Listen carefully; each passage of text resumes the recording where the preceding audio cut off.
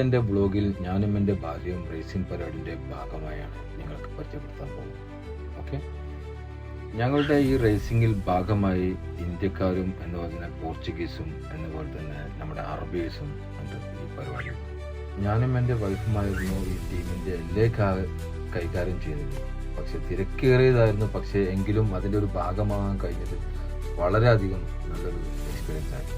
14 മണിക്കൂർ നീണ്ടുന്ന ഒരു എൻഡ്യൂറൻസ് ചാമ്പ്യൻഷിപ്പായിരുന്നു അത്. ഡ്രൈവർമാർ വളരെ പ്രൊഫഷണൽ കഠിനാധ്വാനികളുമായിരുന്നു.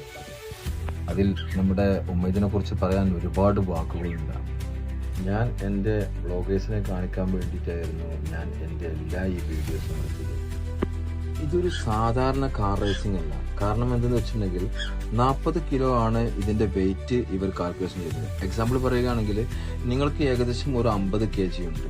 അങ്ങനെയാണെങ്കിൽ നിങ്ങളുടെ ഡ്രൈവേഴ്സ് എല്ലാവരും ഒരേ വെയിറ്റ് ആയിരിക്കണം. എക്സാമ്പിൾ ഞാൻ പറഞ്ഞത് 40 kg ഉള്ളൂ നിങ്ങളെങ്കിൽ നിങ്ങളുടെ വെയിറ്റേഴ്സിൽ ആരെങ്കിലും 50 kg ഉണ്ടെങ്കിൽ 10 kg നമ്മൾ നമ്മുടെ വണ്ടിയിലോട്ട് നമ്മൾ എന്ത് ചെയ്യണം, വെയിറ്റ് കൊണ്ടുപോയിട്ട് വെക്കണം. എന്നാലേ നമ്മൾ എന്ത് ചെയ്യുള്ളൂ, ഈ പാർട്ടിസിപ്പേറ്റ് ചെയ്യാൻ പറ്റുള്ളൂ ഇതിൽ.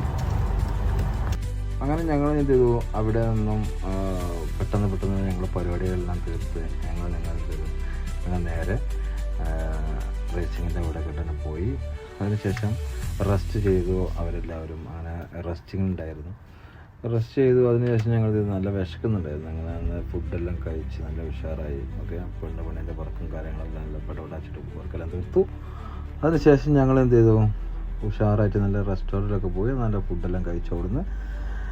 അത് കഴിഞ്ഞ് ഞങ്ങൾ അവിടെ നിന്നും വിട പറഞ്ഞു. അപ്പോൾ ഞങ്ങളുടെ പോകൽ ഇഷ്ടപ്പെട്ടിട്ടുണ്ടാവും വിചാരിക്കുന്നു. ഞങ്ങളെ സപ്പോർട്ട് ചെയ്യാം. Okay, signing off.